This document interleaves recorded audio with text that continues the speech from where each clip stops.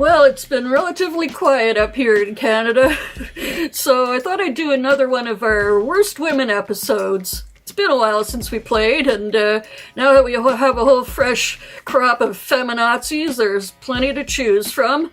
So the obvious winner should be Ice Barbie, and the head of Hunger Games, Homeland Security, Christy cosplay gnome, but Drill Sarge got to her before I did, so go check it out.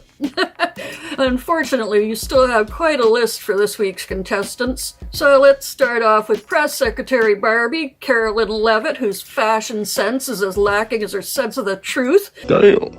As she flaunts a crucifix big enough to depopulate Transylvania. Damn. Maybe it wards off Stephen Miller, but it sure isn't a symbol of the Lamb of God she pretends to follow. But her sex appeal probably should have been the last thing on her mind amid a global pandemic. The event also presented her with a golden opportunity to demonstrate her dedication to putting the Christ back in Christmas.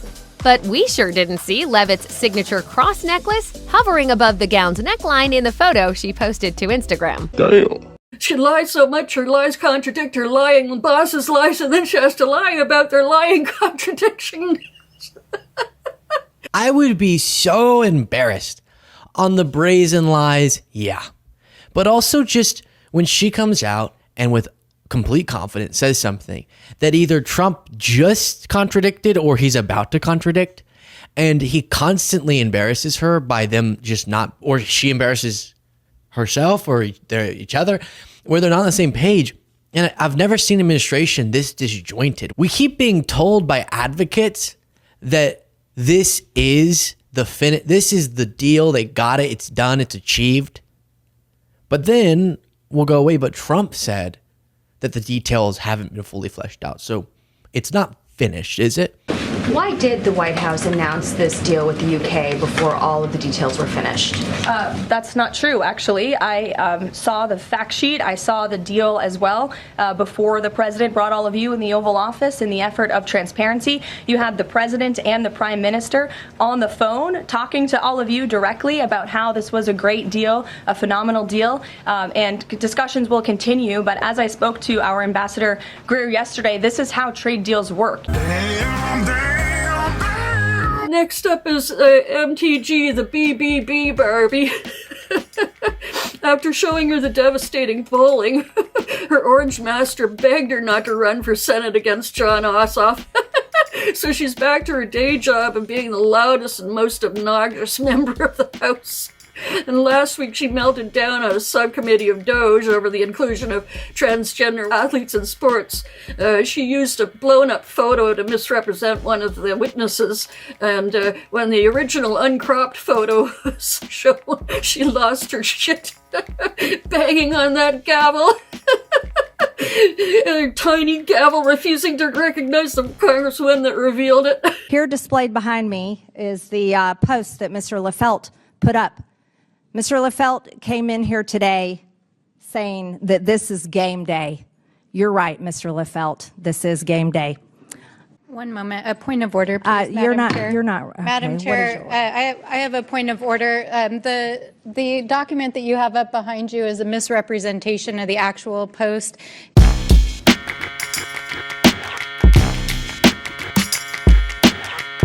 It appears that you're trying to misrepresent a witness here who you use subpoena powers against. This is not Miss Stansbury.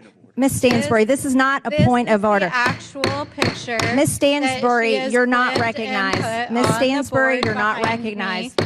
Miss Stansbury, you are not recognized. Madam Chairwoman, you are not. This is not a point of order, Miss Stansbury. This is not a point of order.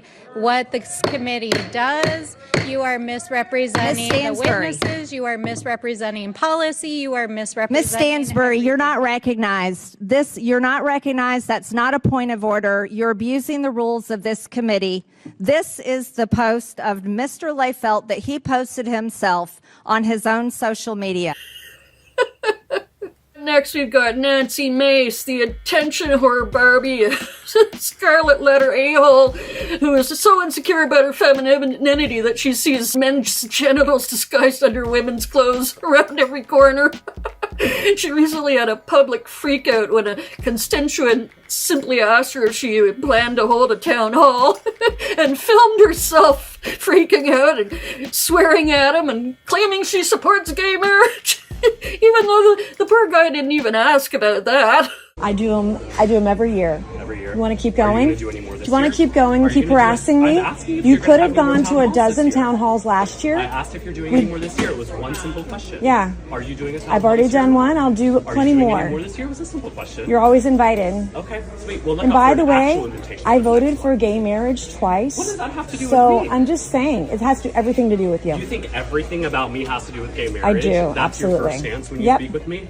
Absolutely. There's no other humane If you want to get in my conversation you face can about have town me? halls, you should have shown There's up to no one other last humane year. thing you can talk about me just saying, oh, I support gay marriage. Yeah, That's the because only you're thing getting you in have my to face say. about a town hall. You All I could have just asked gone you one last year. simple question from Would right you over like here me? is if you have any plans to have more town halls this year. I have town That halls was one every year. question. I have over a dozen Okay. every year. Great. That was my entire question. You didn't have to go Yeah. into the spiel about You could everything have else you wanted could to. have come to any of them last year. Okay. And I'm I had asking you over about a this year, dozen. not 2024.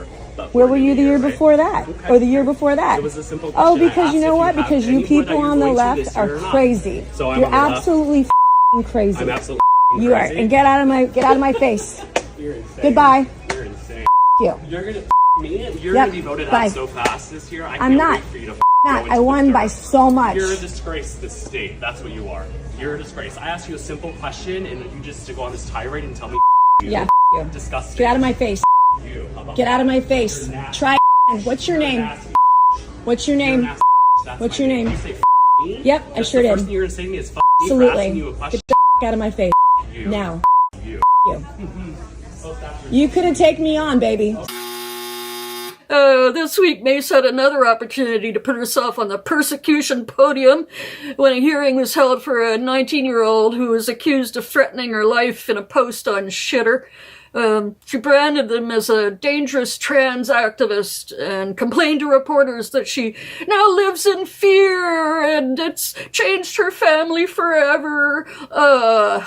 Too bad. So sad. Poor baby. I thought you were a tough broad, Nancy. You called up Representative Crockett to meet you outside. Oh my God! Well, now you're getting a taste of the same tactics those on your side have used for years.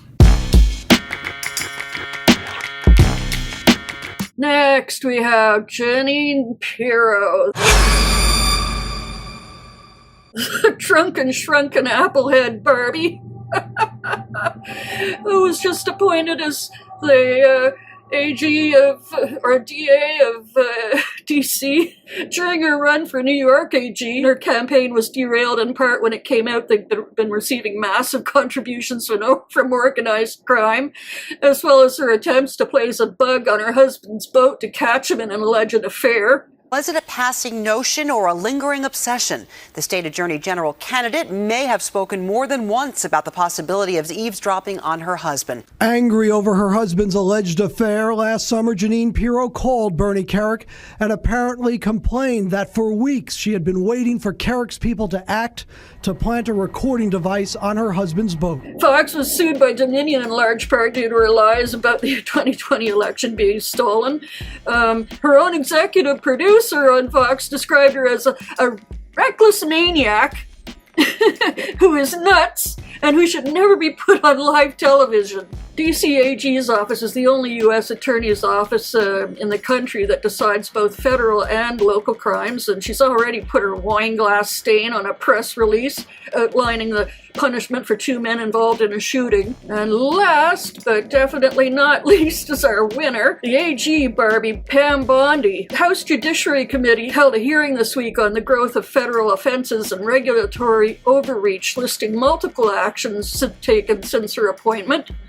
Senate Majority Leader Chuck Schumer has called for her to testify before Congress over the Qatari-funded Air Force One plane she approved, and placed a hold on all new nominees to the DOJ until she does.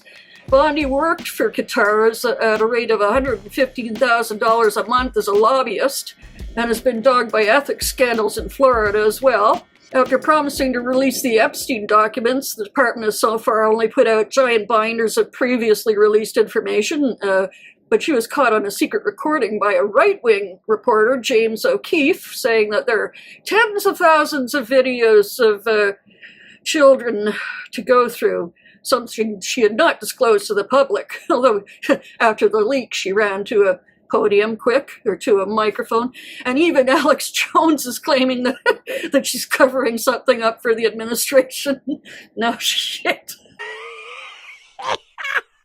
She launched a criminal investigation into New York AG Letitia James over mortgage fraud allegations that have been debunked and disproven long ago in what looks a lot like the political retribution she claimed would not occur during her Senate confirmation hearings. She liberated herself from at least 1 million of Trump media shares ahead of the Liberation Day tariffs announcement, but according to her own financial disclosures, she's made between 3 and 14.5 million during the merger of Soothtroshal. Good enough. She pledged to divest her holdings by May 5th, but still has made no move to do so. She's advised Elon Musk in his disputes with the SEC. She continues to vociferously defend the Alien Enemies Deportation Act, after federal judges appointed by both Republican and Democrats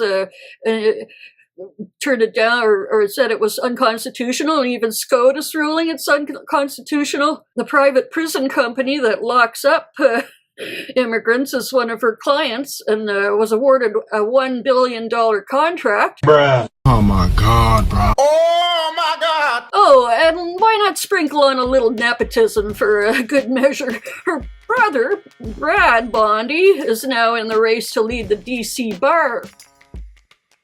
But as bad as she is, we're learning that Bondi doesn't even run the department, but is merely playing the role, while the real directives for the DOJ come straight from the White House and Stephen Miller, who's not even a lawyer.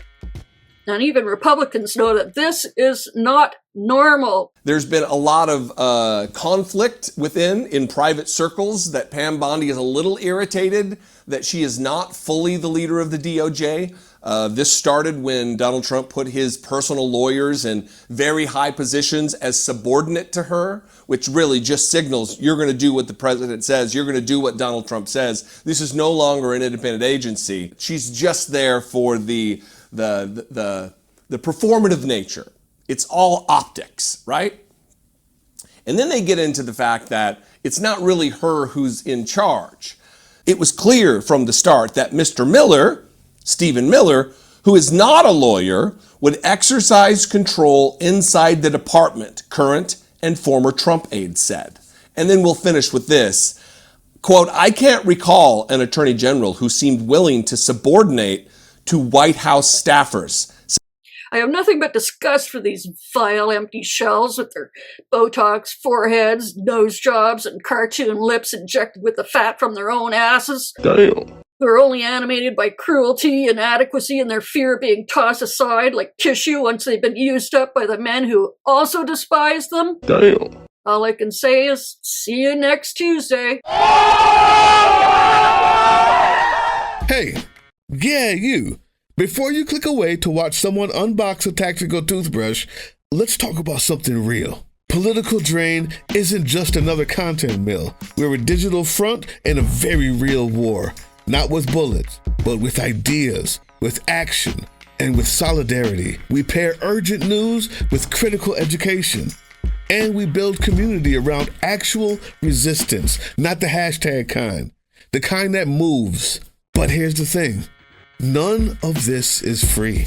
It isn't. Behind every video is time, labor, research, and some weird guy asking if we're going to pay the hosting bill. And yeah, some of that money goes to things we can't necessarily say out loud.